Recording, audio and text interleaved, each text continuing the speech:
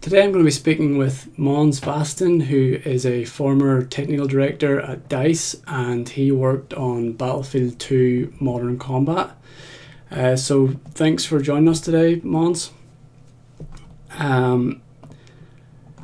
no problem. So the format for today's stream is going to be, we're going to have a quick Q&A, and actually just going to test that the chat's coming up on the stream here. Oh, sorry, so I need to fix this little chat box. Sorry, 2 seconds. Just need to change the URL for this. And then we should be able to see the chat that comes up on screen here. There we go. So I may need to adjust that a little bit, but it should come up pretty soon. So we're going to have an interview first, and then that'll be followed by question and answers. Towards at the end of the interview, we'll take some questions from the chat. And my hope is that this stream is really going to condense down what we talked about in Discord, because we've been talking on the Battlefield Discord group now for the last couple of months, and the bad thing about Discord is that it's not really good to archive conversations, because like you have to scroll forever through a bunch of like irrelevant stuff. So I thought an interview would be a good opportunity to talk about some of the things we brought up in the Discord. So let's move on to some questions, if that's all right with you. So we're going to talk a lot about Battlefield 2 Modern Combat, but could you first give us a little bit of background on some of the other games you worked on at DICE, Måns?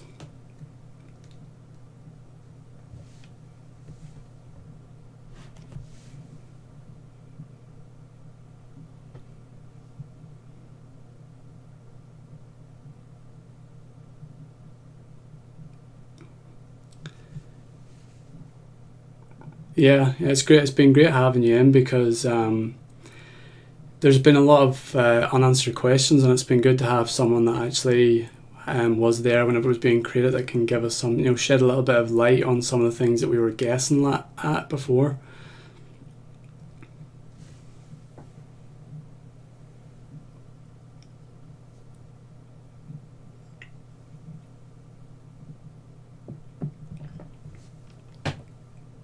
Yeah.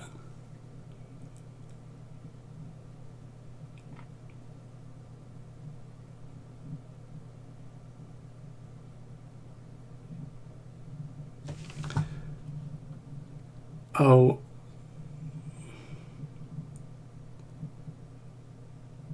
someone's saying, sorry, Måns, someone's saying that you're muted in the stream. Don't know why that would be. Sorry, 2 seconds. That's my fault. It's coming through on my end, but I just need to, let me double check some of the sounds on OBS. Okay, can you say something now, and then maybe that'll give... Yeah. So I can still hear you, but I guess we're going to have to rely on the chat here. I don't know why. Yeah, I'm going to have to wait 30 seconds or so.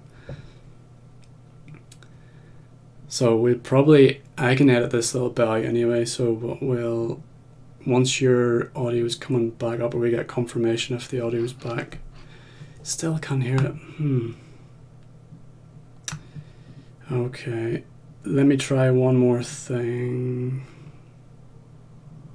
I can hear you perfectly, but Måns is muted or silent, so that's strange, because...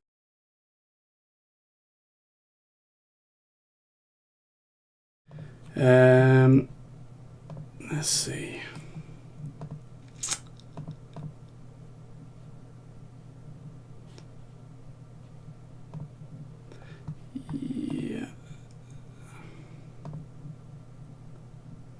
Yeah, let's try something here.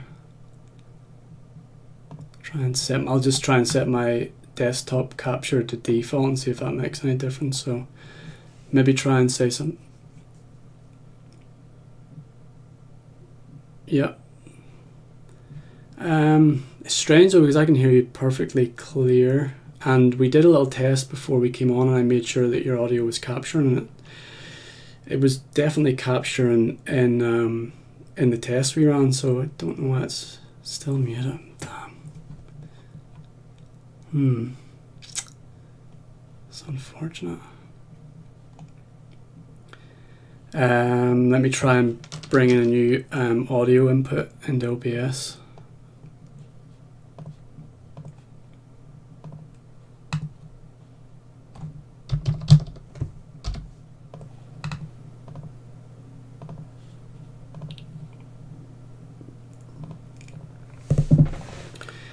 Okay, that could just be... Could you say something again, Måns?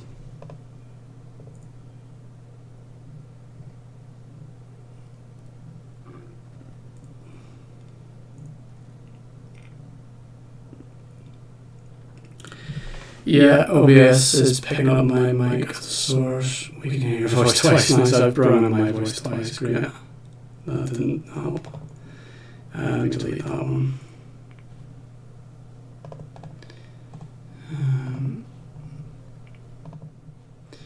Did you unmute desktop audio source?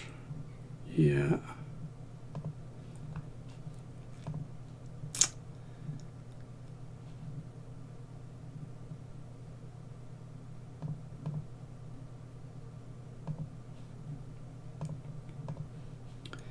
I'll try a couple of settings here, but I mean, it's strange how it was working in the little test we ran.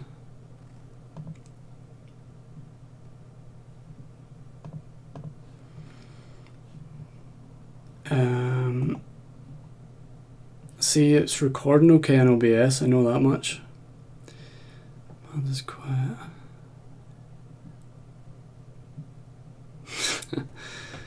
Someone's saying you're hiding a glitch. Yeah, unfortunately, if the audio's not coming through from the stream, we may need to do this offline.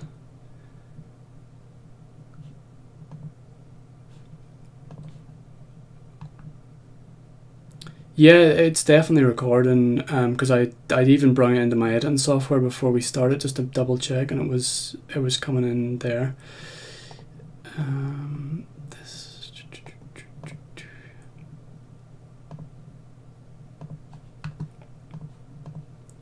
me try and add another audio source.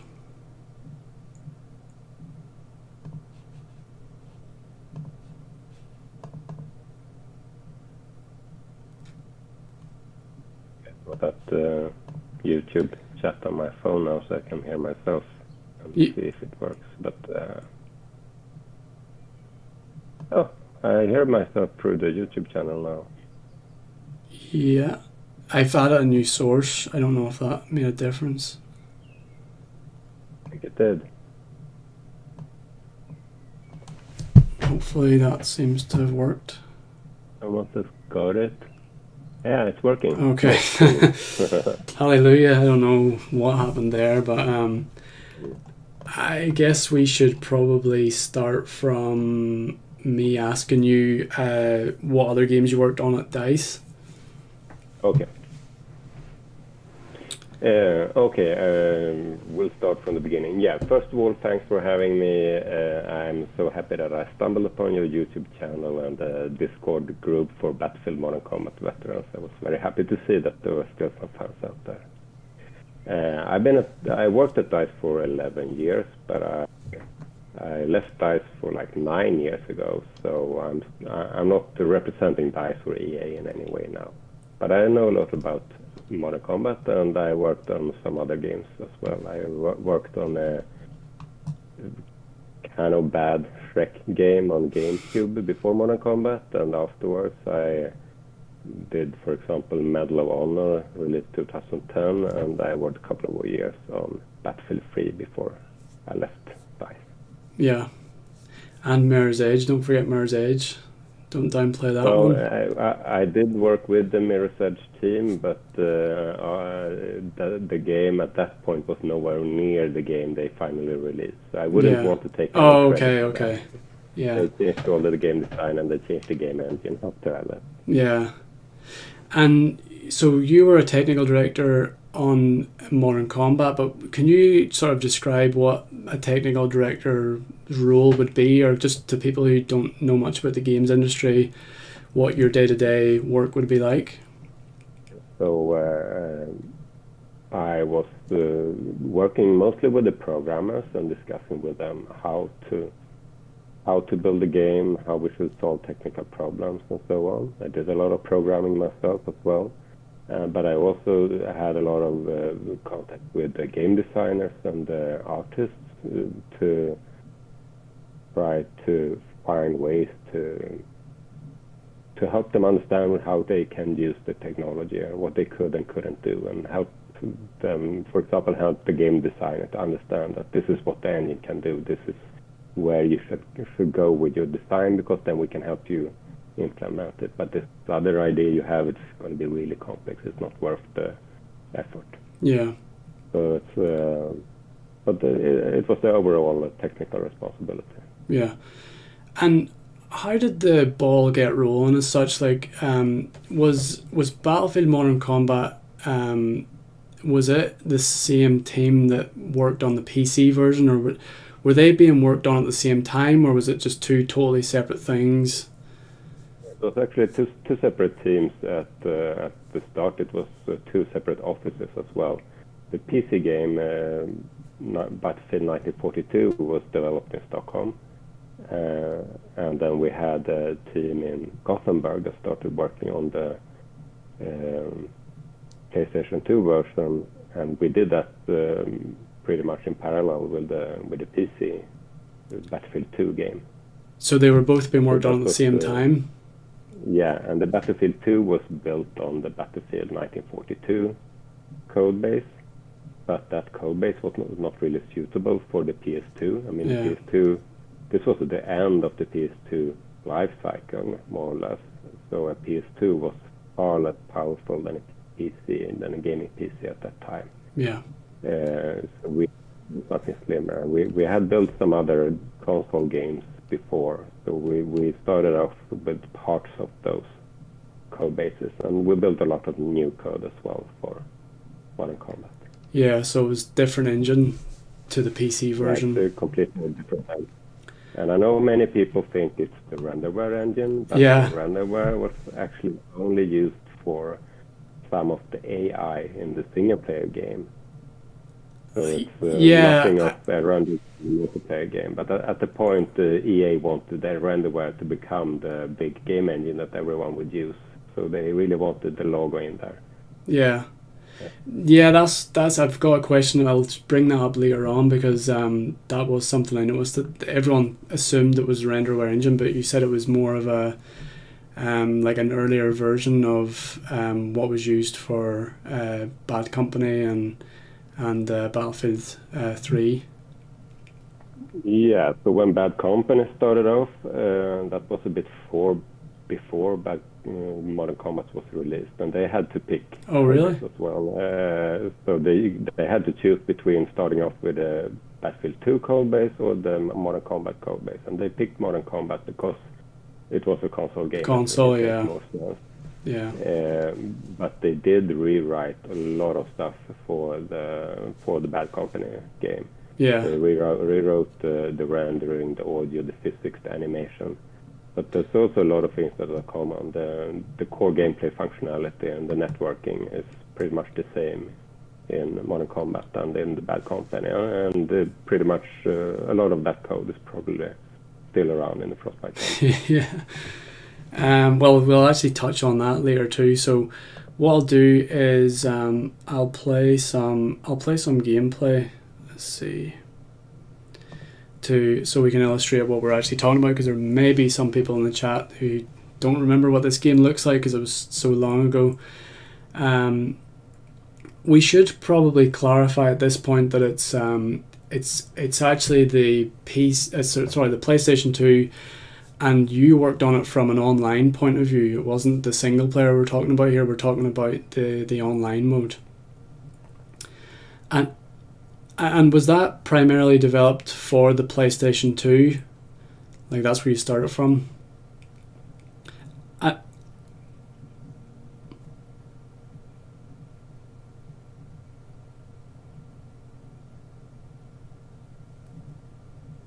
Yeah, because that surprised me that for some. I mean, I was an Xbox player, and I kind of always just assumed the Xbox would be the easiest to develop for and stuff like that. But you point out quite rightly that the PlayStation 2 had already been out, so it was a tried and tested console, whereas the Xbox was kind of new at the time. It was only out for a little while.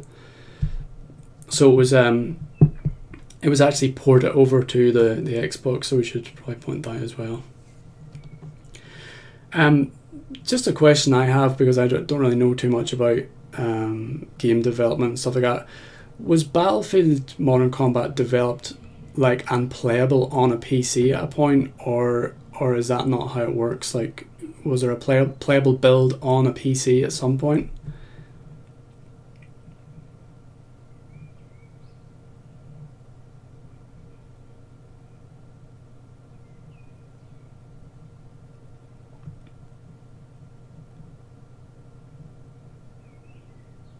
Right.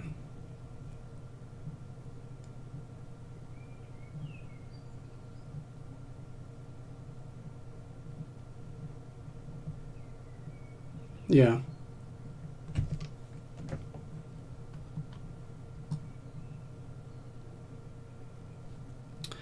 Oh, Just for mostly for debug purposes. sorry, Mons. I've messed up here. I need to copy over your audio to the different scenes. Sorry, I moved from one scene to the other, and when I moved, it killed your audio, so that was my fault.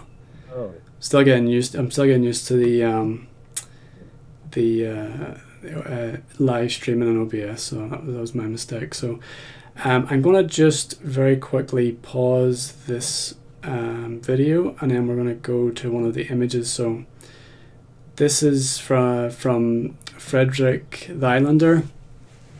He posted this up in the Discord. So just something I kind of wanted to point out was, this picture was showing the development time, because I always kind of think about Battlefield 2 Modern Combat as a game that came out in 2005, but in reality, it was being worked on. I think there was about like at least a 3-year development period from what I can see there. Anyway. Yes. So. Yeah. So it. Sorry, go ahead. Originally, it was intended to be released 2004 and to be in development for 2 years. But when we got closer to the release, we more and more realized that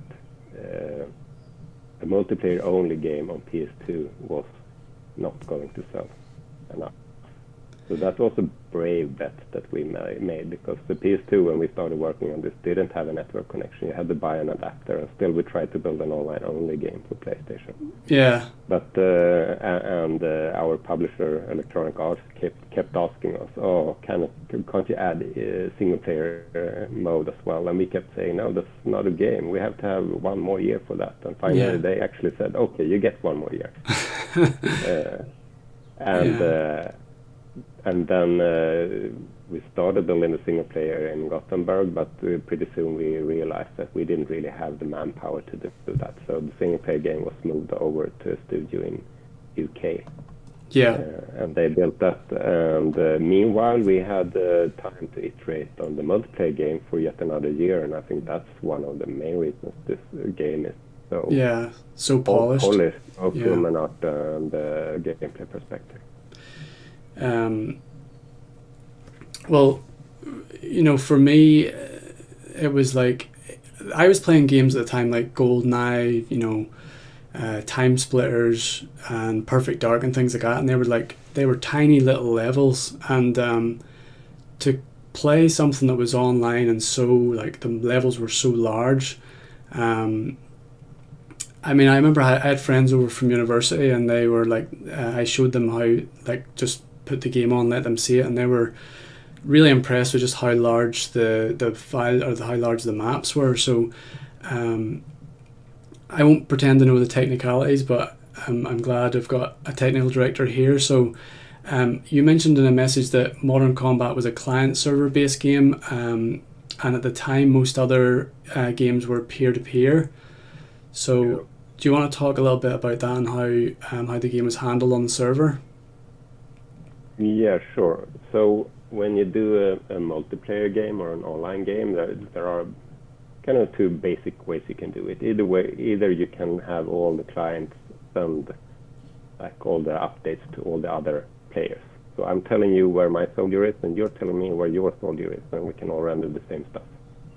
But that doesn't really scale good, because for each player, I need to send one extra stream of data to a new player. So it scales bad, and you cannot have much more than like 16 players, especially at this time when we did this game. So to be able to go above that, we did the client server game where every client only sends its information to one point, the server, and then the server updates the world and decides where everyone is, and then it sends one stream to each player with information about everyone. And the drawback is that we had to host the game on this dedicated server, yeah, we're running. Yeah. So, but the benefit was that we could have. Well, one benefit was we could reduce the bandwidth usage to have more players, but also that we could move over some of the computations to the service side. So when you kill someone, for example, you know they fall down like a ragdoll. And that's like a physics simulation. It's quite expensive to do. And we're doing that only on the server and just sending the positions over to the client. So the client is just rendering things. It's a really stupid and thin client here that's not doing much of the logic. And the name tags, there are raycasts going on to determine if you are supposed to show the name tag for another soldier. And raycasting is also expensive operation on this console, so we moved that over to the server as well. A lot of things. Yeah, moved to the server to be able to run this. I suppose that's why you could never do any LAN mode, because the information isn't on your console as such. It's all on a dedicated server elsewhere. Yeah, well, you could play this in LAN, but then you would have to run the server yourself at the same local area network. That would work, but we never released the server, so you cannot really do that. Yeah, and is that how most modern games would work now? They would all be just going to the server. Is that how pretty much all get maybe? No, I don't think so, because it's still it's more complex to build a game like this. Right. Much more complex, I would say. Okay. And it's more complex from a hosting perspective and cost perspective. It costs a lot to run these servers. The bandwidth is the cost that EA had to pay for example. Yeah. I think, I mean, most games which just have some simple online mode are running peer-to-peer nowadays. But there are combinations as well. If you look at Halo 2, for example, which was released in the same era, they had the same technology as Modern Combat, but they were actually hosting the server at one of the clients. So it was like the same topology and network traffic, but one of the clients were selected to run the server. And they could do that because they were running on Xbox, which is much more powerful, but they still couldn't have the same amount of players and vehicles as we did, even if it was a much more powerful client, because they had to fit the server into one of the clients. Yeah, it certainly was one of the biggest. 12 versus 12, massive maps, and I mean, the other games at the time, like Call of Duty and things like that, were far smaller. I mean, I went from Modern Combat was my first online game, and I went from it to play Call of Duty, and I used to feel so claustrophobic in the Call of Duty maps, because you could literally throw a grenade from one side to the other. But also I noticed, I feel like Modern Combat set a trend in that it was modern. Like most shooting games at the time were, like the Call of Duty ones were all set in like a world war, like World War I or II. Was there like a feeling of making the game more modern? Like, was there other competition at the time that was like that, or did you feel like you were setting a trend by making it a modern game?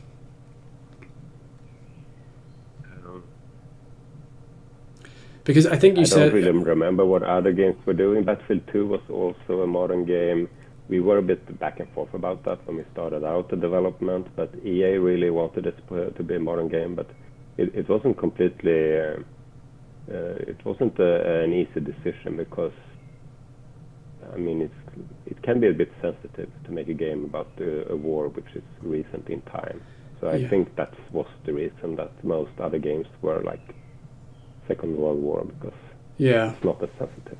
Well, the reason I ask is because... And I know that... shortly after Modern Combat came out, then Call of Duty Modern Warfare came out, and I always kind of felt like it was almost copying Battlefield in a way, you know? It was copying the success of Battlefield. Yeah. I think you actually said in the Discord at one point you had considered the name Battlefield 2 Modern Warfare. Yeah, I mean, there are still... we did some trailers and the commercial material where we still had that name. So it was called Battlefield Modern Warfare at the start, but then we changed it for some reason. Yeah. But it had nothing to do with the Call of Duty games. And I think it was more or less random that they did the same. I mean, it's like that with trends. Yeah. People pick up the same trend at the same time. Yeah. It's hard to copy something like that from a game, given that it takes like 2 to 3 years to develop it. Yeah. I always felt like, just while we're on Call of Duty, just before we move off that, I was always feeling like in Call of Duty, like you would get lots of rewards, things like airstrikes. You could call in helicopters. You could get like UAVs if you like get certain kill streaks, and it's almost like and you unlock better weapons, and it's like you're rewarded for being a good player. But what I find with Modern Combat and other Battlefield games is that it's a fairly even playing field. Like everyone has the same kit, and on both teams you have relatively the same same weapons and same vehicles. Do you remember at the time there being a big push for there being like a balance to the game? I mean, these were decisions we mainly did within the team. We wanted it to be balanced, so we built it like this on purpose. I remember there was a big push for like unlocks later on, because that became a big thing. Yeah. I know that some other more recent Battlefield games had more of the unlocks than we did. Yeah. Because I mean, it was just something people started asking for. Yeah. But I think there were two sides of this thing, that we wanted the game to be balanced, but also that the unlock thing wasn't a big thing back then. Yeah. Okay. I'm going to just start talking about the single player a little bit. Because the single player was it was interesting to me to learn that it's a totally different game to the online mode. Like literally, I think you said in the Discord it's like 2 different engines and made by 2 different people. They actually started off with a copy of the online game.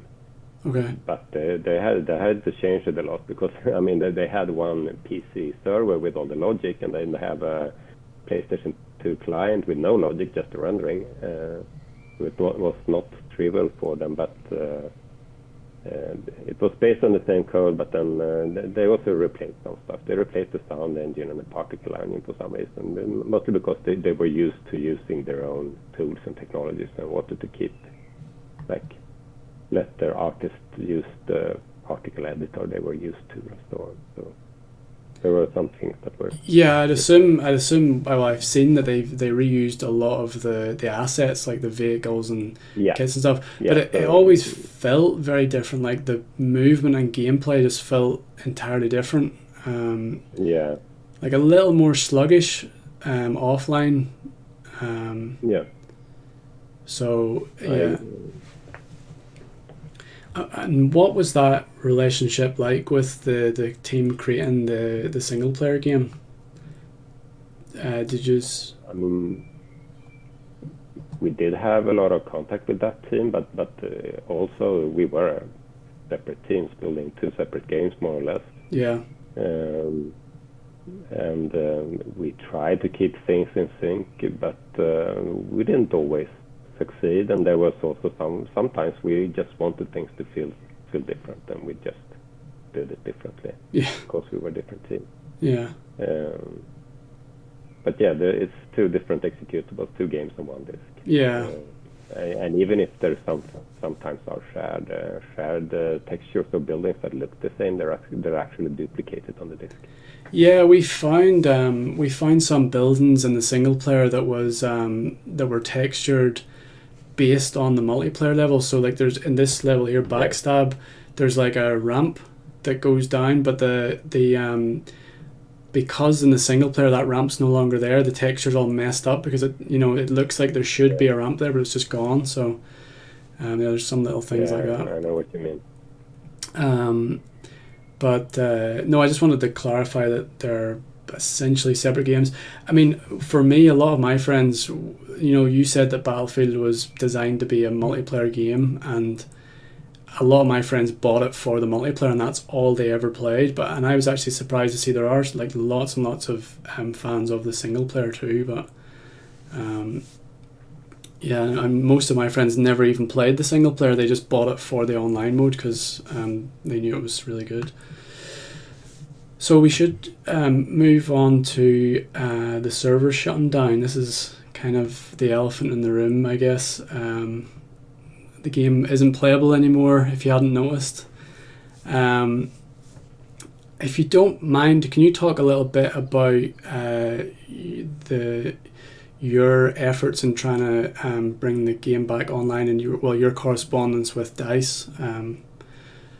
If you could even touch on that briefly. So it happened really recently when I got in contact with you on the Discord group, and I realized that there were actually people who missed this game, so I reached out to some of my old colleagues at DICE and asked them if they could consider releasing the game server. I know a lot of people have been asking them before, but I thought it was worth a try, and I've been in contact with the creative director and the head of technology, and I know they're really considering it, but I think there are legal loopholes or challenges? There might be legal loopholes. I mean, this is a Sony PlayStation game, and Sony is really picky about what you release on their platforms. And if we gave out the server, people would be able to change the game modes and kick and ban players at their will and so on. And someone might have the game and play it and think it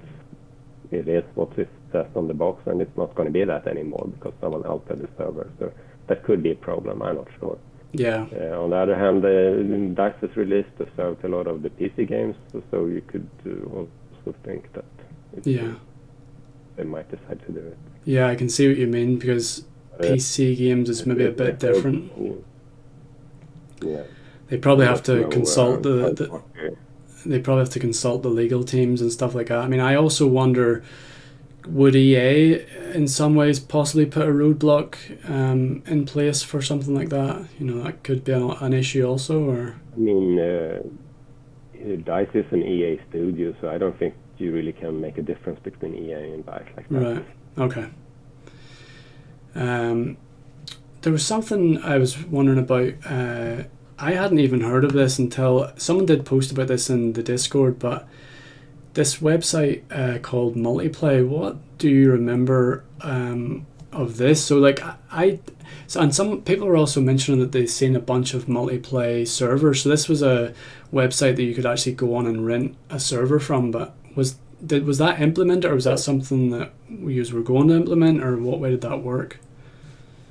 It was implemented. I actually did support for that for Multiplay. So what happened was that EA started to feel like this is expensive to host. We need to move it to somewhere else. And Multiplay did host a lot of other games. They hosted Battlefield for the PC games as well, and supported the renting of servers. I might have a close-up. And this was. So there's the option to rent like Battlefield 1942, Battlefield 2, exactly. 2142, Battlefield 3. So they seem to have lots of servers. I didn't even know this service existed back then.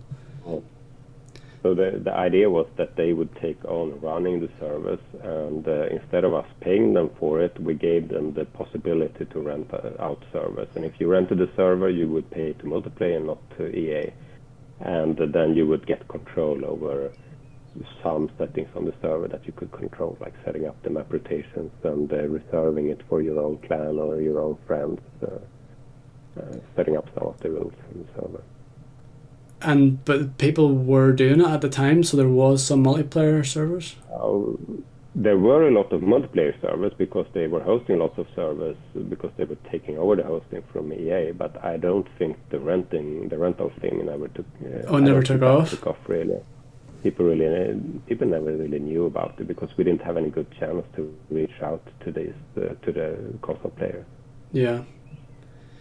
Well, I know there's a lot of people, I mean, looking at those prices, people would probably pay $40 individually just to play this game again. There's a lot of diehard fans would love to do that. Yeah. But did that mean that, did that bypass the GameSpy servers, like, completely by doing multiplayer? No?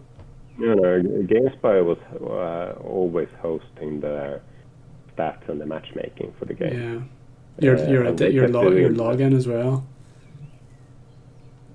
Yeah, the accounts, the stats, and the matchmaking was hosted by GameSpy for the PlayStation 2, and the GameSpy kept running that even if Multiplayer was running the game servers.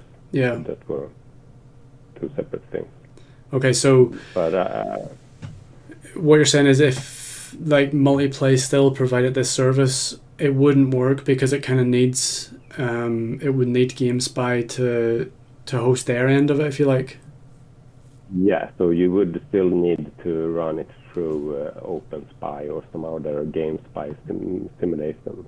But I know there are GameSpy simulations out there that you could use, and the same thing goes for DNAS, the Sony anti-piracy software, and that needs to be bypassed as well because they brought down their servers. Yeah. So you need to simulate GameSpy, simulate the DNAS, and you need a real game server. And you cannot simulate the game server because it has too much of the logic in it. Yeah. I know that you can do that for some other games because some games just use the server to pass on packets from clients to other clients, but we didn't do that. We sent the gamepad input to the server, and then the server doesn't forward the input to other players, it forwards the actual position of the vehicles and soldiers. Right. So you need all that logic on the server side, and that's not something you could replicate just by sniffing packets or anything. Yeah. Well, we talked about it a little bit earlier, but I'm going to go on to Renderware and we'll talk a little bit more about the server. But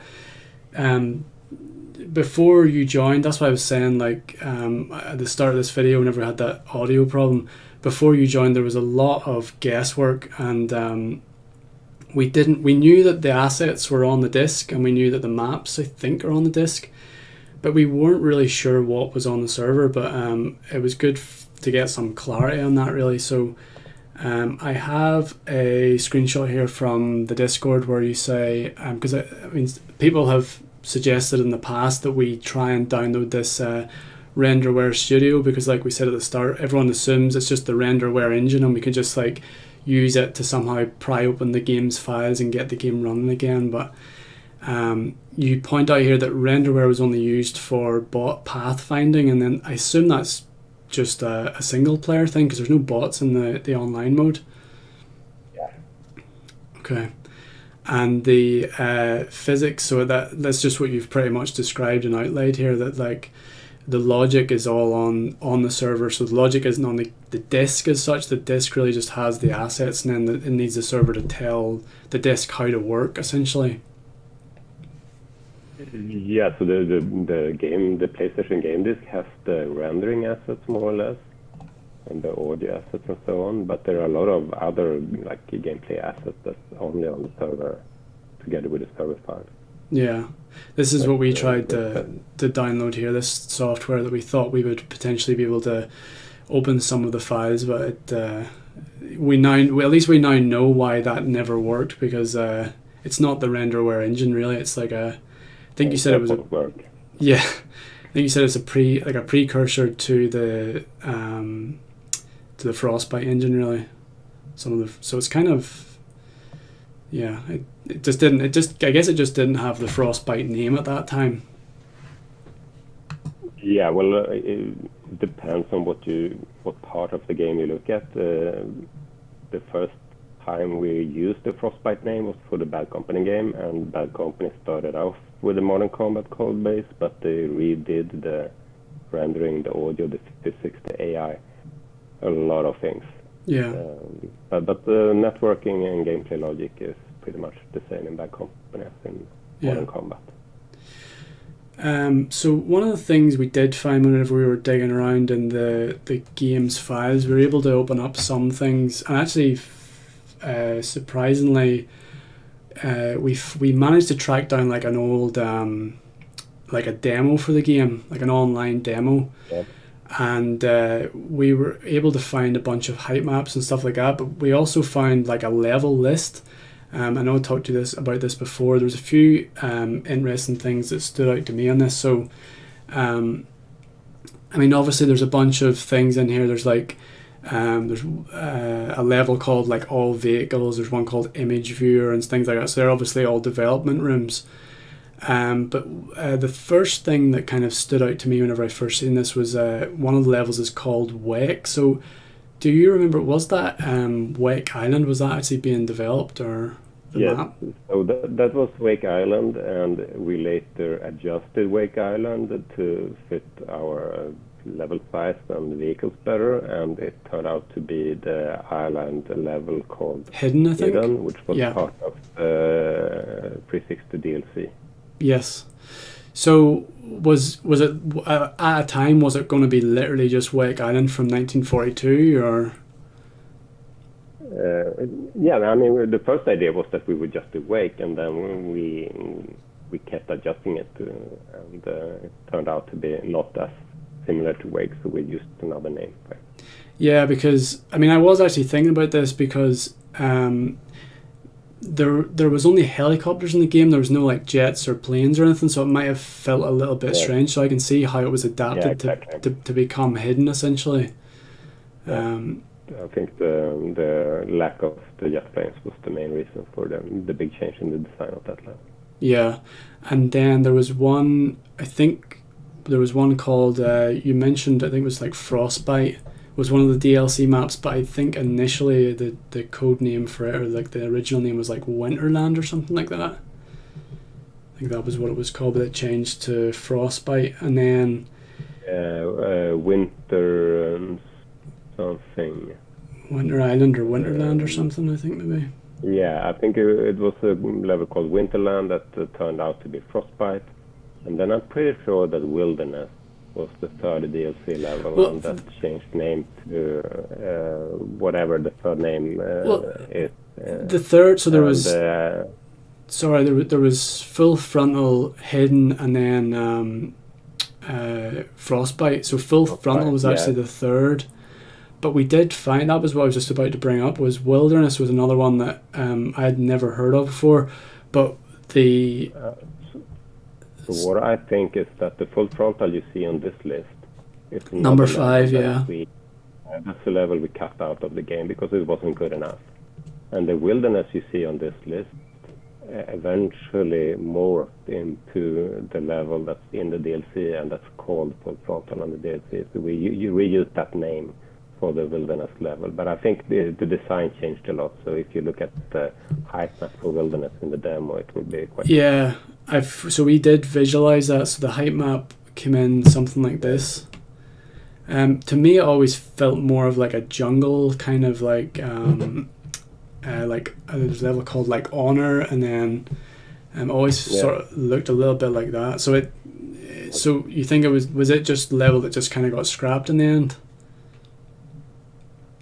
Yeah, if this is the Wilderness height map, I think this is what's called Full Frontal in the DLC. Right. But I'm not sure if it's similar to Full Frontal anymore. I mean, it could have changed, just like Wake changed into Hidden. This demo was long before the DLC. Yeah, a year before. yeah.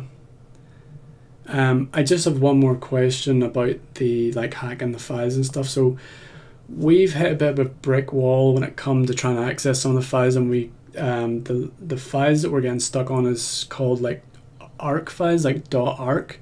Do you remember anything about like generating those files at the time? Like, were they just we believe that's where all the assets are, but do you think it's like those are just encrypted to stop people like us from trying to steal assets, or? I don't remember if there's any encryption. I don't think so. I'm pretty sure there's compression going on. Yeah. But I'm not 100% sure about that. I would guess that the archives are just zip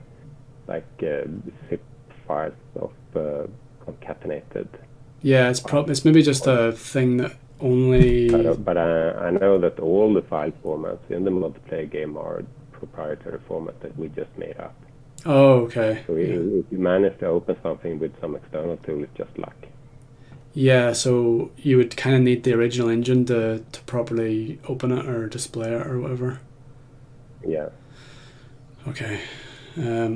Okay, so I'm going to move on to some fun stuff here. We're going to take a look. I know we'll possibly come back to the server shutting down and the question and answer, because I know that's the burning issue really for a lot of fans, but I just wanted to show some little fun things about the game that I thought you could comment on, or I just thought we could look at it just because it was fun to do. So some of them are like glitches that are in the game, but I think some of them are actually intentionally put in the game. So let's see. Start with a fun one. We're going to go actually do Russian border. So this is just like something that you could do in the game, and I assume this was intentional by the level designer. So just there was also little places where you could like jump up onto walls and get to like little hidden parts and stuff. So it's not really a glitch, more of a like an Easter egg, I guess. But there's just a little cool way of getting up onto this this roof. Like, do you remember at the time like there being plans to put these little things in, or do you think this was like maybe the original creator of the map just put these little things in just for people to find, or? I don't remember exactly. I mean, I would guess that this is intentional. Yeah, because the that you could do this and intentionally did it like this. Because the way the barrels are. Also, there are a lot of things, places where you can like go inside crates and stuff where you're not really supposed to. Oh yeah, we're going to get to that later. But I'm pretty sure that was intentional, because like the boxes were placed perfectly to get up onto it and stuff. But that it was never really. It was just kind of a fun thing to do, just like whenever you were bored. But it never really got used in actual gameplay, because it was just like trying to get this working. I make it look easy here but this is like my 10th try, because it's like you can just like slide off this little wall, so it's not like perfect. Yeah. So let me move on to another one. Just let's go to a bit of a fan favorite here, Missile Crisis. I know a lot of people love this level, but it kind of always stood out to me, this level, like, because it was almost like a more of an objective based game, where like it's really different from the other levels. Yeah, because you can go and press this button to open the gate. Now I know the Nest had like a button where you could like open and shut. You could open and shut a gate as well on it. So it's a shame that this level wasn't actually played more. Everyone just seemed to stick to the same maps over and over again. But it definitely feels a lot different to any of the other levels. Yeah, I really liked Missile Crisis because of this. It was like two parts in the game. First you had the fight over the gate, and then it changed completely once we got through.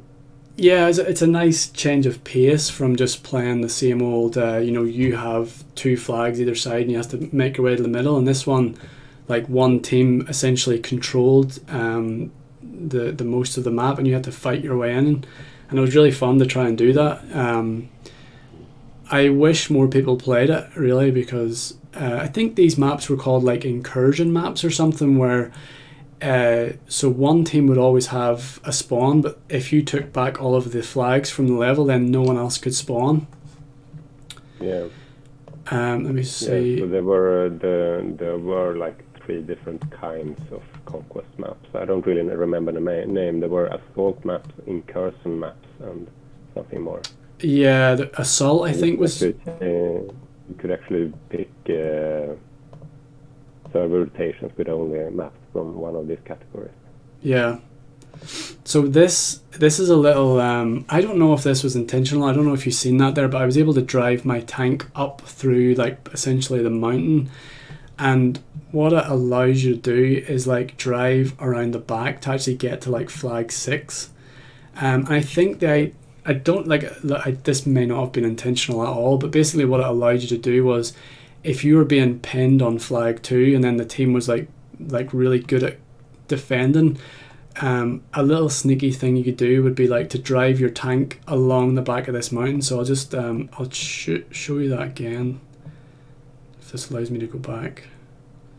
So there just seemed to be like a perfect sweet spot on the mountain where if you like drove fast enough, you could just like drive the whole way up the mountain, and it allows you to sneak behind the map, essentially, because when you think about it, this actually gets you back to flag 6, and no one really will spawn on this flag. So what it allows you to do is take this flag and then kind of attack the enemy team from both sides, really.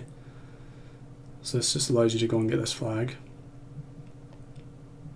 I don't remember if I ever did that, but I don't think so. It wasn't that well known, to be honest. No. And I think it was probably only discovered towards the end of the game being released. Yeah. But then the other thing is, Missile Crisis wasn't played enough really for things like this to be used, because it just was rarely played. I think I don't know, like friends of mine used to just like load up the maps that weren't played and just like run around them and wait for people to join, but no one would join, so we would just end up doing silly stuff like this. There was one other one on Missile Crisis where you could actually again, I think I don't want to say it was intentional, but like if you were being pinned back and you only had one more flag and you couldn't get in this warehouse door, there was actually a way to kind of walk up the mountain beside it. Like there was certain geometry that you could actually just essentially walk on.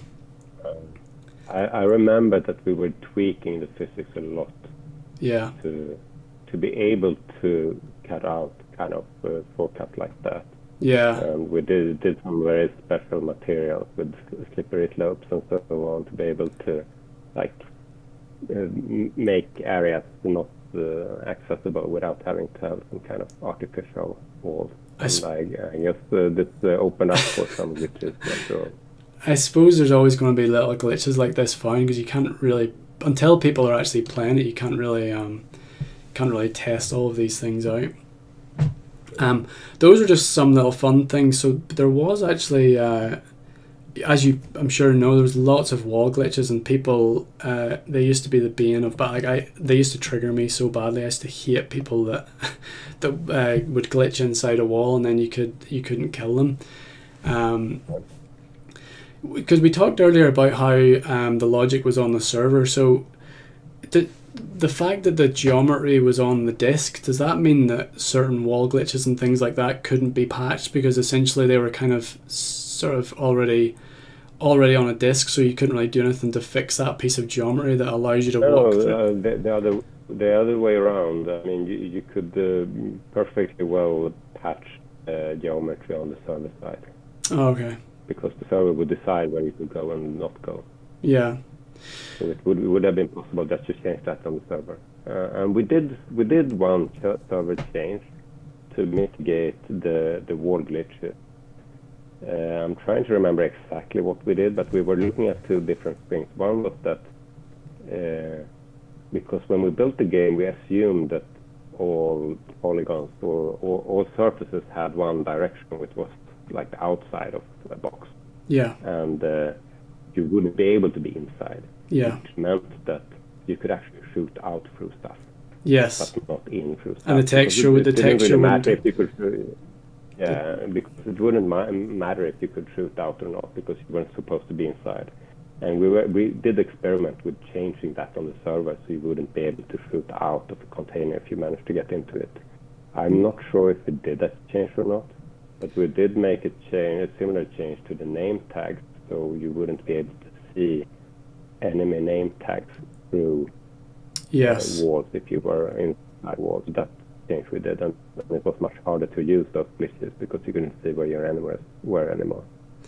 I know the 360. Well, actually, I think even some of the early there was some of the early wall glitches were patched on Bridge Too Far, because I remember you could actually glitch into the bridge. So I remember there was some of those were fixed.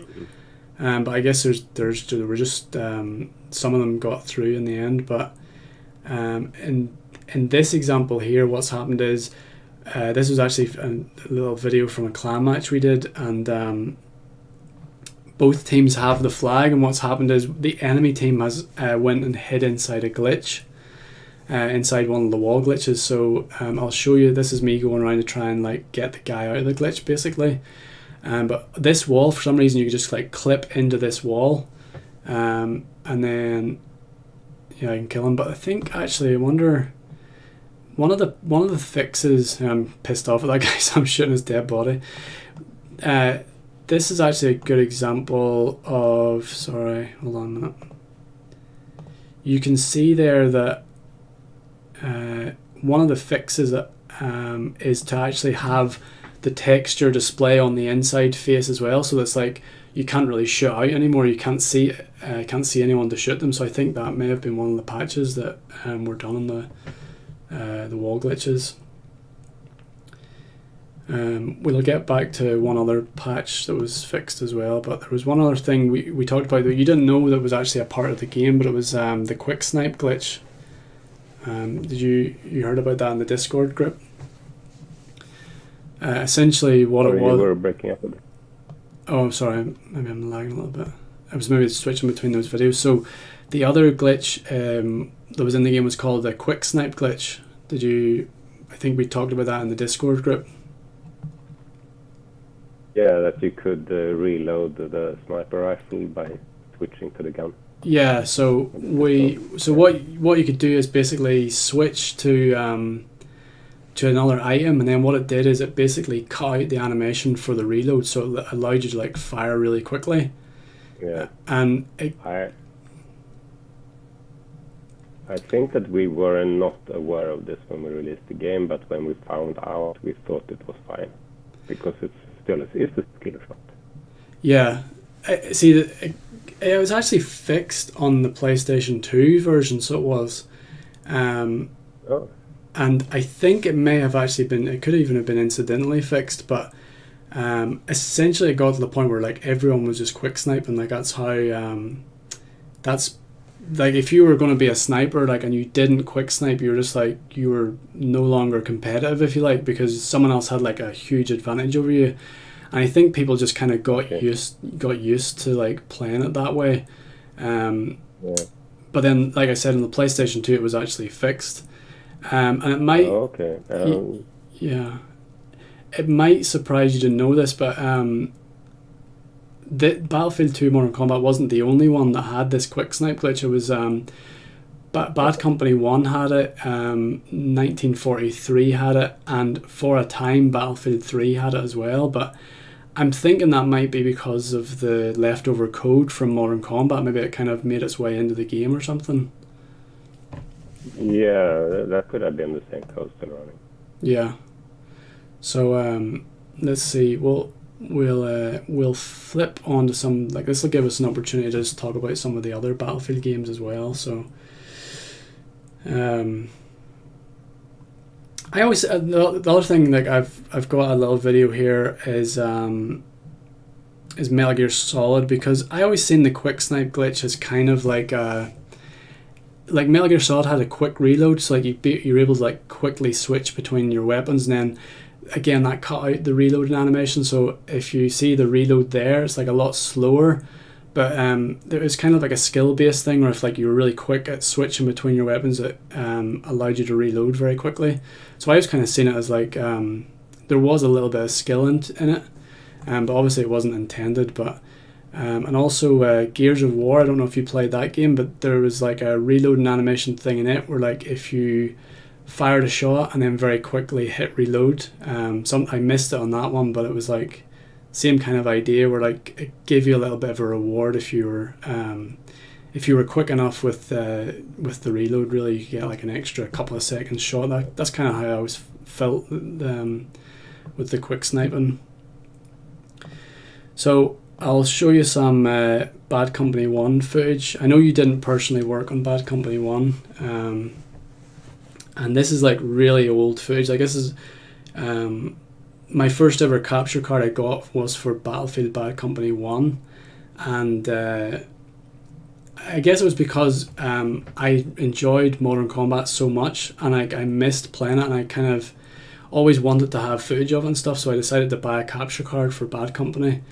And so this is like some really old footage, but it was demonstrating how you could actually do this same quick snipe glitch where like you basically take your shot, switch to another weapon, and then switch again, and it's like almost rapid fire, or like you could fire essentially as quick as a pistol, you know. So maybe the explanation is what I was telling you before, that Bad Company took the Modern Combat game engine and started off from that before Modern Combat was released. Yeah. So if we did any late changes here or post-release changes, they wouldn't go into the Bad Company code base by default. Yeah. And you said the devs that worked on Bad Company were essentially the devs that worked on Battlefield 2 on the PC? Yeah, more or less. Yeah. Yeah.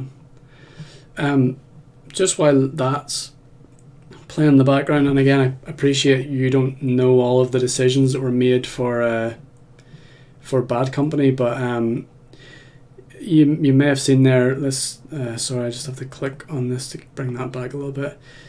The chopper you see there gets destroyed, and then the guy just kind of spins around and he just dies because the really strange decision was made that the parachutes weren't actually included in Bad Company. You don't know what the decision was behind that, or why they didn't include parachutes. What was not included in Bad Company? The parachute, so the ability to like just jump off a building and just like glide down. Yeah, I have no idea about that actually. Sorry. Yeah, it's because I really enjoyed that in Modern Combat, but it was always a strange decision to me to see it being removed. And I'll kick myself if I don't ask, but do you know why the clan option wasn't included in Bad Company, or why clan options were never included in any of the later Battlefield games?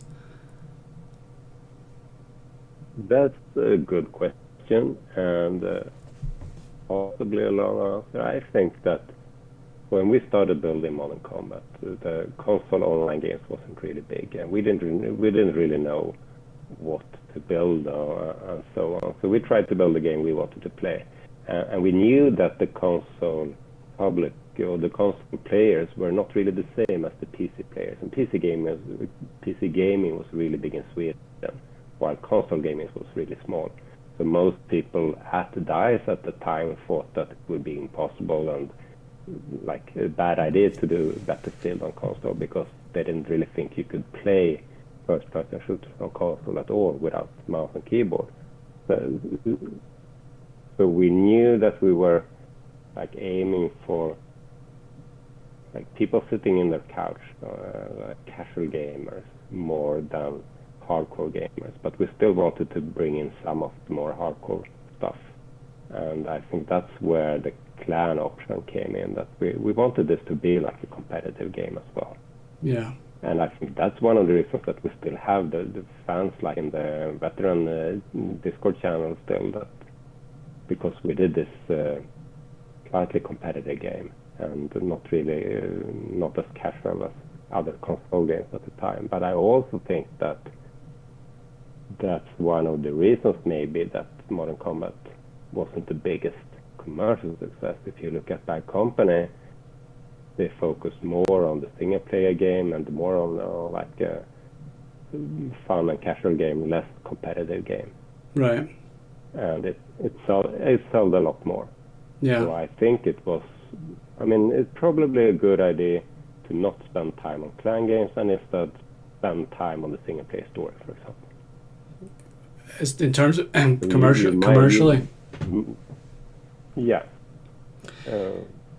Yeah, because I think you're probably right in that maybe like only 80% of people just played the game and only 20% played clan matches, but to those 20%, like it was such a good experience. Like I got to the point where because I was in one of the top clans in it, and like we played clan matches every day, and it got to the point where it was like public games had no meaning anymore, because like no one played together as a team and no one played to win. In a public game, everyone's just messing about doing their own thing. But the clan matches and the competitive element of it was like what made me keep coming back to it and playing it over and over again. Like there was a real rush to play another clan and to, you know, have this like rivalry with other clans and see the leaderboards and see who's on top and things like that. And I bought Bad Company, and like I didn't even question the fact that like it wouldn't have a clan option. I just assumed that it was going to have the clan option, and we were all talking like, yeah, let's bring the clan over and all these, and we're going to play all these clan matches and stuff. And then to not have it in Bad Company and then to never see it ever again was just such a strange thing for me, because it was like really one of the best things about the game. To play at such a competitive, you know, I don't know, like public games just don't have the same rush really that a clan match had, you know. So it was always strange to me that it was never really back in the series. I guess it was never really in any of them anymore. Okay, so let's move on to another Battlefield game. Again, you weren't involved, but this is a Battlefield 1943. Again, I'm just showing off some of the quick sniping in it, so it kind of prevailed this little glitch. But I thought this was a really fun game for what it was. Like there was only 3 maps, but I really enjoyed playing this, and I know a lot of people. I think there was like a PC version planned, but it never actually came out. And a lot, because I used to make videos about it and stuff and just like put up on my channel, and people would always ask, when is this coming out for PC? You don't know anything about why that didn't translate over to PC, or would you have any insight to that at all? Or I thought that 1943 was released on PC, but yeah, it didn't ever make it over. So from what I recall, the thing was that, I mean, it seemed easy to port an Xbox 360 game over to PC, but the problem was that the graphics API, the DirectX API on the Xbox, was pretty similar to DirectX 10, which was like the new API, only available on some graphics cards. And most graphics cards still only supported DirectX 9, and backporting to the older API would have been expensive. So I think there was an idea to do a DirectX 10 only PC version, but maybe it was just a too small audience to be worth the trouble. Yeah. No, it was really popular when it first launched. Like I remember when it first came out, there wasn't enough servers for people to even play, because like I think probably like EA and DICE underestimated how popular it would be, because it was on console. Because I remember the first day it came out, like I actually ended up being like one of the top people on the leaderboards in the first day, because basically I joined a match and never left. And what happened was the game was so popular that if you actually left the room, you couldn't get back in, because like people were just like waiting in line to get into the room. So It was a You super. never left. Yeah, I got it day one, and I mean, if you want to be top on the leaderboard, it's basically just play the game to death, and I did for the first like 12 hours, but then like I had to go to bed, and then I never like got any more on the leaderboards, but um, essentially what happened was I just joined a room and stayed in it, and people were messaging me like, how did you get into that room? I can't join. So then I realized that if I left, then I would never get back in. So it was like super I mean, popular. yeah. It's also one of the drawbacks of the client server architecture that you have to guess how many players there are going to be, Yeah, and you have to pay for all those players, and then if there are few, you still have to pay for all those servers. yeah, And in many cases, I mean, people play a lot at the beginning, and then they start dropping off, and you have all those servers costing money still. yeah. So It's a bit tricky. I genuinely think that it was just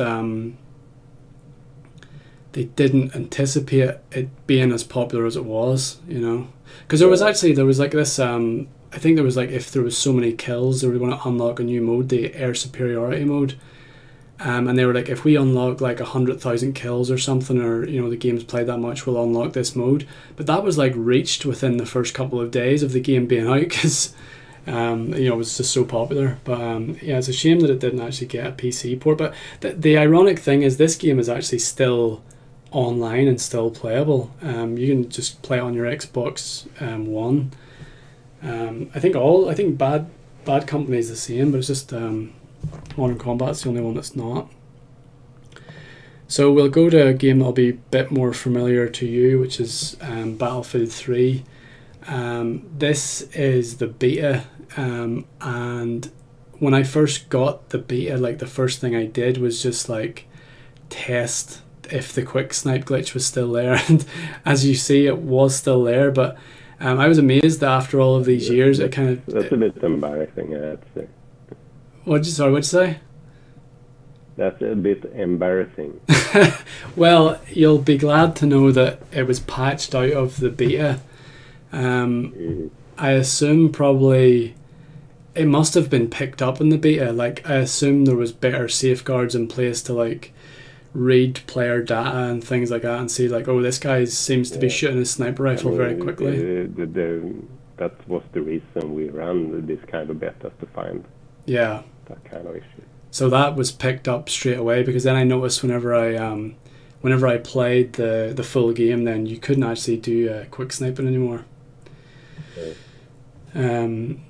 So yeah, let's see. I think we could probably just jump on to one other thing, which was actually patched out of the game, but it wasn't patched out of the 360 version, which was server crash. And do you remember this glitch? I think you may have actually said that you do something in the way of patching this one? Yeah.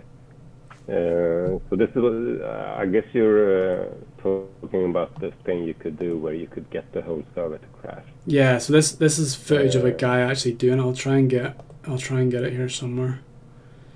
So yeah, you picked up. You watch it happen first. So that I start team killing him because he's like trying to drop the server. But basically what you do was like you picked up a kit and then shot and then dropped the kit and then picked up, and you just kept doing that over and over again. There he's doing it in the preview. And what this would do was I guess it just was too much information for the server and it just overloaded it, and then the whole room crashed out. No, not really. No. So what happens here is that when you shoot something in this game, you look at the delayed version of the soldier, because I mean, when I am moving, I see myself in my own timeline, but you are seeing me in a delayed timeline because I have to send all my information through the server and over to you. But we wanted to look as if I aim at someone and shoot, I'm going to hit. So what the server had to do to get correct hit detection was that each time it had to trace a bullet through the world, it had to rewind every moving position in the world back to the time in the time when you fired the gun. Yeah. So the server was like rewinding the time all the time. And what happens here is that when you change your soldier kit and then shoot, the server will rewind slightly in time to the time like before you change kit, Right. and you will hit yourself, and then the server will check, are you hitting yourself? Because we didn't want you to be able to inflict damage on yourself if there was like a glitch in your mesh or something and you happen to shoot yourself. Right. And then it checks if the player attached to that soldier is you. But since you just left that soldier because you changed kit, your player reference was not valid anymore. Right.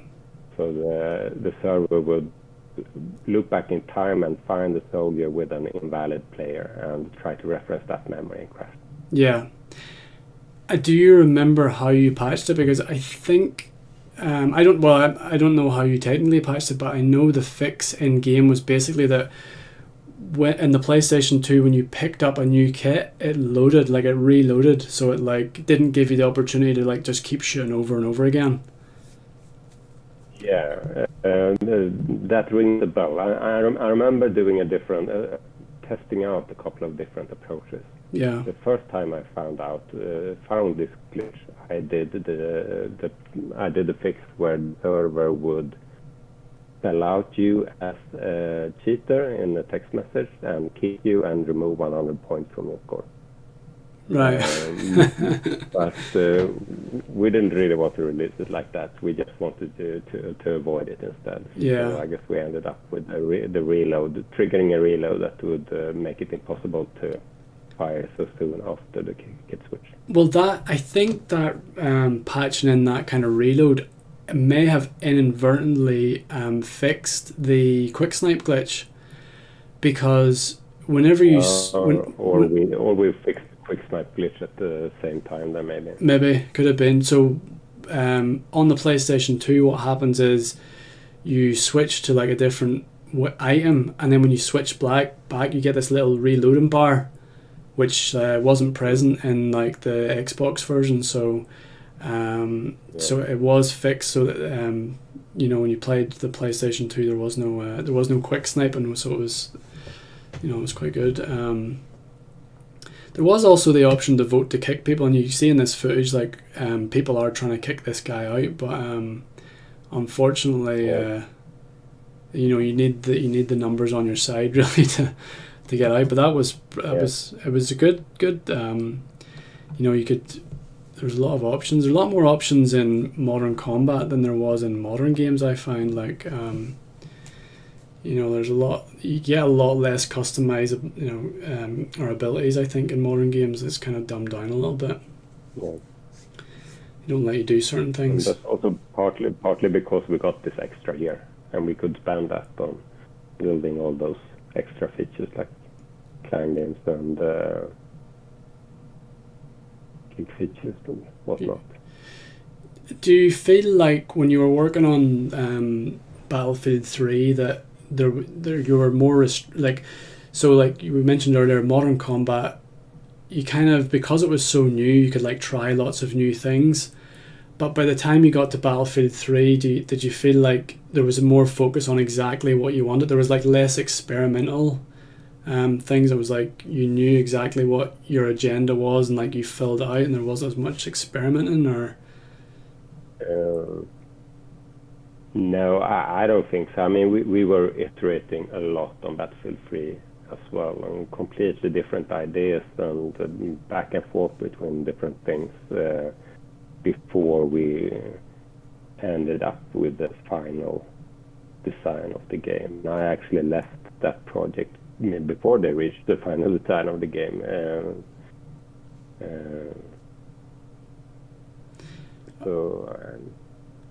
I mean, even if it might look like that from the outside, I think there was still a lot of experimentation and freedom going on inside that project before it finally got released. Yeah, no, I really just mean like the fact that there was no clan option, stuff like that. I'm just thinking like maybe it's like there was just a much more focus on exactly what was needed. Like I always felt like maybe the clan option was an experimental sort of thing. but maybe it was. I think there were discussions about clan options for Battlefield 3. There were discussions about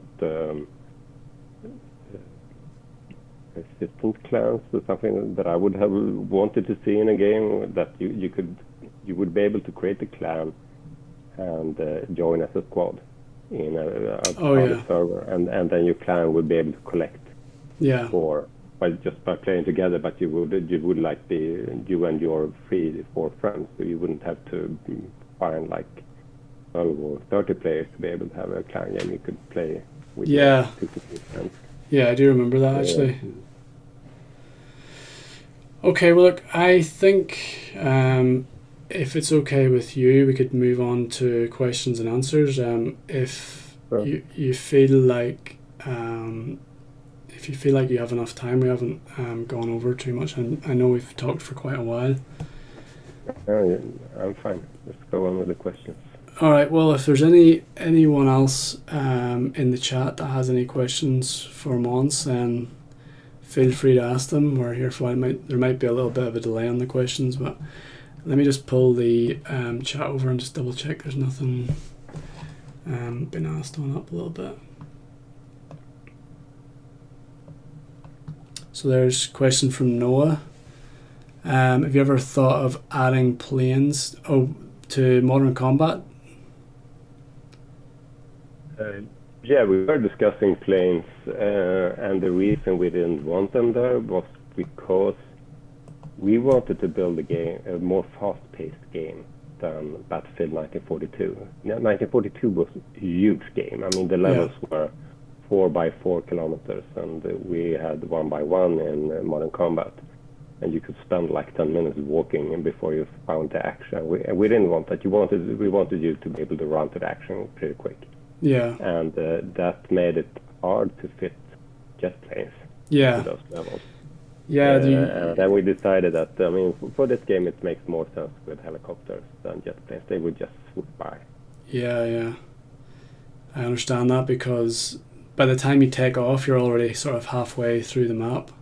I think there was a good size. It was a good size. Like, it wasn't too big that you would ever feel like you would get lost or you'd be out of the action. But it was big enough to be impressive, and especially if you had like vehicles and stuff. So, okay, good question. Did you ever consider keyboard and mouse support for Modern Combat? I don't remember that being a thing we discussed. I don't think that was big on the consoles back then. Yeah. And I think we might have been worried about the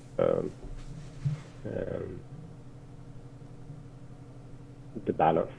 Yeah, giving an unfair advantage to people with a mouse.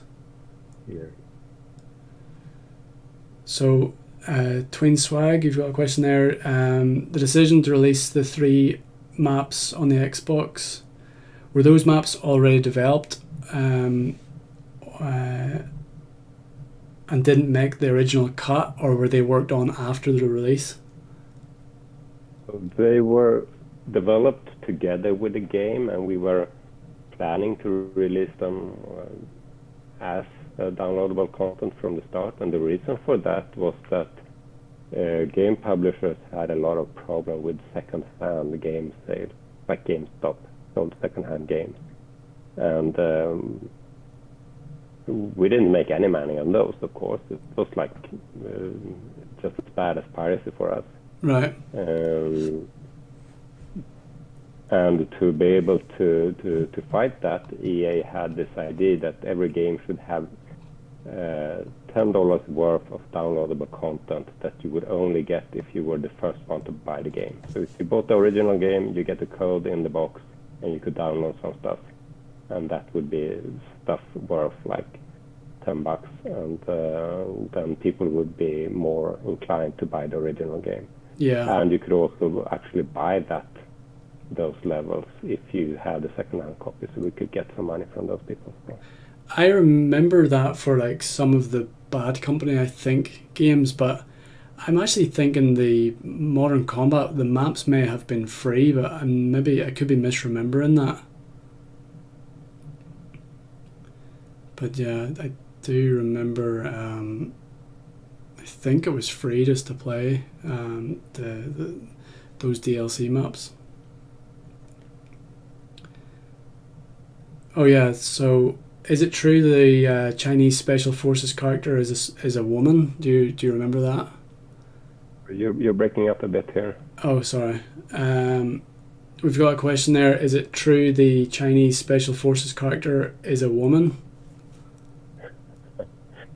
Yes, if you look closely at the special op with Balaclava. You can see that she's actually wearing an eyeliner. So, and she's a bit smaller as well. Yeah, I always liked the SMG class. I always felt like a little bit faster, even though like it was probably very minutely, but it always felt like, I remember if you carried a knife and you walked slightly faster as well. So there were very, very subtle differences in the different kits, but they were almost unnoticeable. Noah's actually, got... Sorry, we actually talked to EA about making a woman character, and they said no. So that's the reason why it's so subtle. Oh, right, okay. We did it. So she was sneaked in there. Oh. Very good. There's a question up there from Noah. He's asking, were there ever plans for flamethrowers in the game? Or what? A flamethrower, like a... A flamethrower? I don't think so. No. Okay. Twin Swag's asking, what aspect of working on Modern Combat did you find the most rewarding?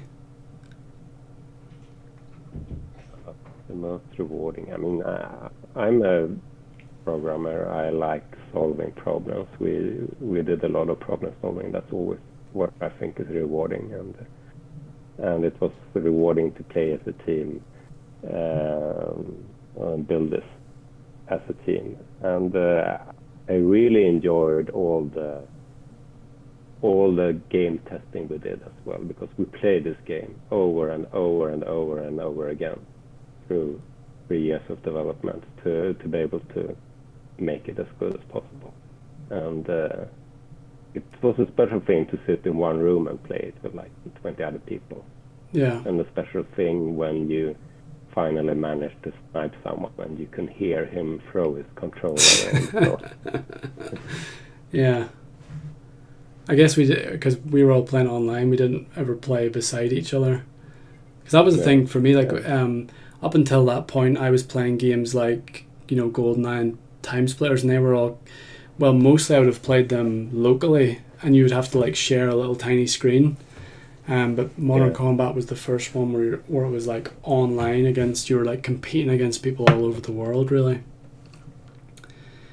We have a question here from Noah. Is asking, did the all vehicle level have all the vehicles and maybe some in development vehicles?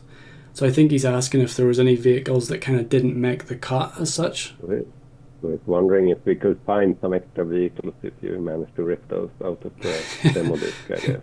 Yeah. I don't really remember. Yeah, I mean, all the vehicles were there, and then when it was just a flat level with all the vehicles stand next to each other, so you could just test them out. Tweak them. And we had this live tweaking tool where you can actually change the parameter of the vehicle while playing the game.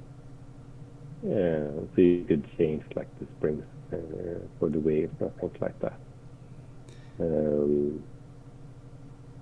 I'm not sure if I guess we did cut some vehicles. We cut a lot of things. There were flyable TIE fighter in the game for a while. Oh yeah. Which we didn't bring into the real game. Oh, I suppose that was from the Battlefront series. Was that where that came from? No, we just built it. Oh, you just done it for fun. I think it was Fredrik Tillander who built that. Yeah. Just for fun. Because I think, wasn't the Battlefront games, didn't they run on some sort of Battlefield servers or something? Did I hear that, or Maybe I'm making that up. So not at that time. Then the Star Wars Battlefront game was released in the same era, but it was a different engine. But then after that, the Battlefront games moved to the Frostbite engine. Yeah. So DICE built a couple of the Star Wars games with the same engine. I mean, I remember one of the coolest vehicles for me was the Aquatic Tank.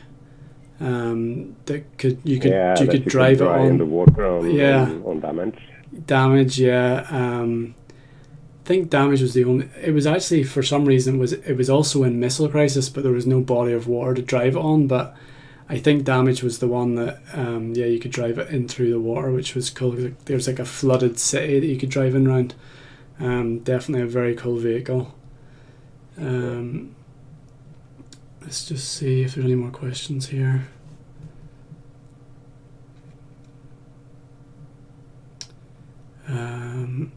Do you remember if there was any gadgets that didn't make the game, or was there ever a plan for like a commander class the way the PC versions had? I mean, the commander, of course, we discussed that a lot. I don't remember exactly why we didn't implement that. I think it was like one of those things that we didn't really think fitted into this game because of the console focus and the more path-based gameplay and so on. But, we discussed it. We didn't do it. I guess partly because we didn't have time as well. The game did have like the ability to do an airstrike, so I think that was kind of like the commander ability really, but like it was just open to anyone, whoever like there was always a big fight to get to the airstrike because it was like a couple of guaranteed kills really. It was a good gameplay dynamic because I think it was like every 3 minutes. What I would have found in Conquest was people would leave if they were defending a flag, they would leave their flag to go and get the airstrike, and while they were doing that, you may have the ability to like steal a flag back off them. But I used to play with a guy who had like a stopwatch, and he knew exactly like how many. I think it was like 3 minutes, say. So after the airstrike would drop, he would like press his stopwatch, and then he would just play on. Then his stopwatch would go off 3 minutes later, and then he would like run to the thing. So he always knew when it was coming, sort of thing. But was it? Have a bit of a random time there. If they release the service, I can fix that. And make it random. Actually, the gameplay is all in Python scripts outside of the executable. So you could change things like that. Oh, right. If you had the server code, and you could change the game modes as well. If you don't like Conquest and capture the flag, you could build something else. It's surprising to me that the game, as old as it is, was using Python, but it was also using like Maya to do all the I think it was like the rigging and possibly the modeling, because like Maya's still being used. Like there's nothing really there's not a lot changed in that way. So like in theory, like if you had the original files, like it would be fairly easy to work with them again, because all of that software and logic's all still being used really.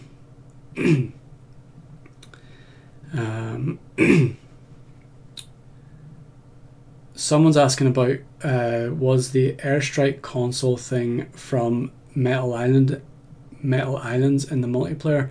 I think that may be like a single player question, so I don't know if you'll know. I think Metal Island's like a single player level which may have had a airstrike console. I'm not too sure. What's that airstrike console thing from Metal Island? I don't know. Tween Swag wants to use the TIE Fighter. Wants to get it patched back in.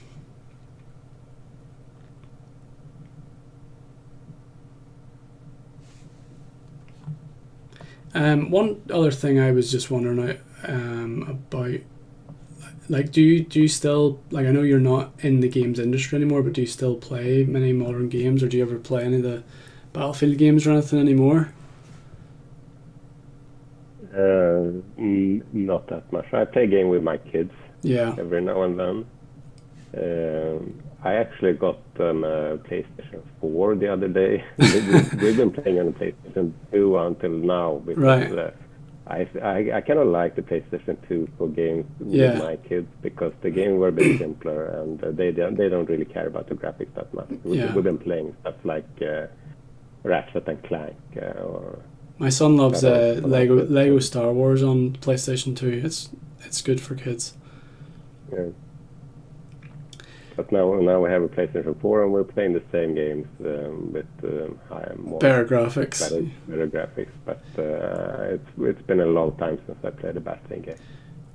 What's your thoughts on how like modern shooting games? It's all now like loot crates and kind of all these unlocks and DLCs and stuff like that. Like what?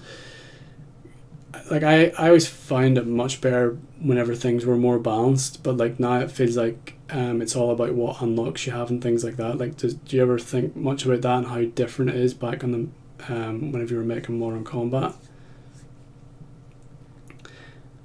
I haven't thought that much about it, but I mean that thing started to happen when I was still at DICE, but I haven't played that much since then. Maybe one of the things that triggered this was the success of World of Warcraft. Yeah. Which showed that you could just keep on making money from the players. Yeah. The subscription mode, if you kept giving them more things and kept just let the players make progress. And I think, a problem in Battlefield Modern Combat is that it's hard to make progress. It's a difficult game in multiplayer, especially if you're new to it, because you're just thrown into the game and you have everything at once, and everyone is better than you when you start playing. It's a bit intimidating. Yeah. And I think just giving the play at the time is can in some ways be a good way of introducing you to the game, but there's always, the gameplay balance is always a problem as well. That was a nice thing about Modern Combat also, where it was like there was 3 tiers of server. There was like a beginner's server, and then there was like a mid-level, and then there was like a high ranks. And depending on your points per hour, I think it was, and also your current rank at that time. It actually depended on your rank, and that was a bad decision, because the rank was a bad mix-up of grinding and skill. Yeah. So to be able to climb in rank, you had to do a lot of things in parallel. You had to have a high skill, which was just how good you were at ending up high on the scoreboard, and you had to have a higher kill death ratio, but you also had to take all those weird medals, which some of them were just grinding medals and some were enforcing you to play in weird ways. Yeah. So it was a bit odd. I think we should have tried to keep skill and grinding apart and base the ranking purely on skill levels, and then use the grinding as a way to reward you even if you weren't that good, so you could feel that you could climb some ladder if you were just playing long enough. Yeah. It was. And that's actually something we did much more like that in Medal of Honor. So for me, Medal of Honor was like the follow-up to Modern Combat, where we did all the things that we wanted to do in Modern Combat. Medal of Honor is also like this more fast-paced game. It has a better implementation of the skill and ranking system that we wanted for Modern Combat and so on. So I think if you miss Modern Combat, you should try Medal of Honor from 2010 if it's still playable online, but I think it is. It was the one that was released sort of during, I think it was like, so you were working on it while Bad Company was being worked on, is that right? Well, the Medal of Honor was released 2010, so that was... I actually have a timeline somewhere, I think. Let's see. Close to Bad Company 2 release. I do have a timeline because I had a little timeline for when the game shut down. So, so that was Battlefield 2 was released in 2005 on both PlayStation and Xbox, and then 2006 for the 360. And then if we move up to the second slide, I don't actually have Medal of Honor on this. But you can see. Yeah, 2010 was it was just after Bad Company 2 then. Yeah, I do remember there was something about if you pre-ordered Medal of Honor, you got to play the beta for Bad Company, or maybe it was like you got to play the beta for Battlefield 3 maybe or something. Yeah. I think that was it. Yeah, you got early access to it essentially. Yeah, I just remember because I just remember playing Battlefield Bad Company 2 and hearing about Medal of Honor coming out and how it would have the beta for Battlefield 3. And the fun fact about Medal of Honor is that it was developed the same way with two different teams in two different studios making the single player and multiplayer game. Right. Like 2 games in one day. So there's some parallels there. Yeah, I honestly didn't actually get to play that game, but I'm going to definitely have a look for it now. Check it out. So is there any... someone's asking if there was ever talks of like a direct sequel to Battlefield 2 Modern Combat. I mean, the Bad Company game was a much bigger financial success, so it made more sense to make a sequel to that. Yeah.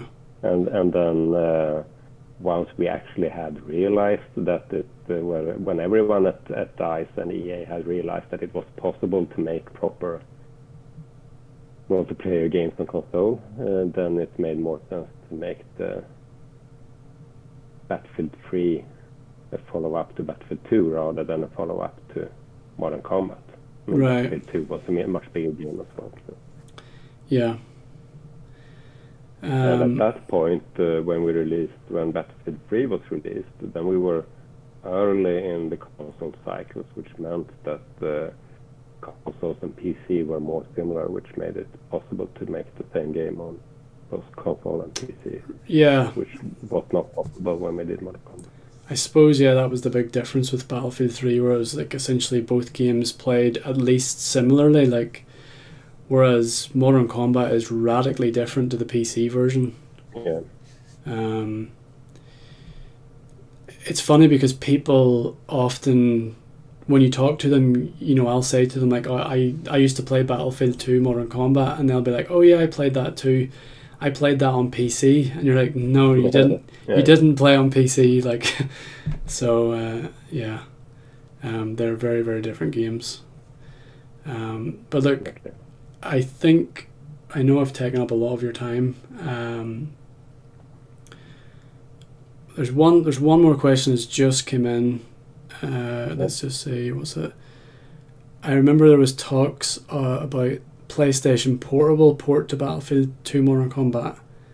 Was it ever in a playable state? That's a good question actually, because that was brought up I think in the Discord. Never for a playable state. I know they started on it. I don't think it got playable. Didn't get too far. Was it actually going to be like an online game, or just like was it going to be just like the single player maybe? Don't know. Yeah. Because I know the PlayStation PSP did have like some online games. I don't think it had online game mode. I'm not sure. Oh yeah, there were some, because I think like Metal Gear Portable was like PSP or no, Peace Walker I think it was called. Actually, I know a lot of people played it online. So, well, look, I really appreciate you coming on and asking questions. I think we should probably wrap up because I know it's getting late. But I'd love to have you back on sometime, especially if we get some news from DICE. We could go on and do a bit of a stream and get some reactions, see what the community think if we get something good. But yeah, maybe we'll chat again sometime. So yeah, I'll be happy to come back, and if I hear something from DICE, you will be the first to know. Okay. Also, anyone that's watching, maybe I'm going to edit this video because I know we had some problems at the start, and I'll re-upload this. So if anyone has any questions, I'm sure you could go on to the Discord and post on there, because I know, Måns, you're quite active on there and you keep up to date with any questions, which is great. So if anyone has any other questions they didn't get an opportunity to ask live, then just join the Discord group and you can contact Måns through there. So yeah, thanks for coming on, and hopefully chat to you again very soon. Okay. Thank you. All right. Thanks everyone who was listening. Yeah. See you later, everyone. Okay.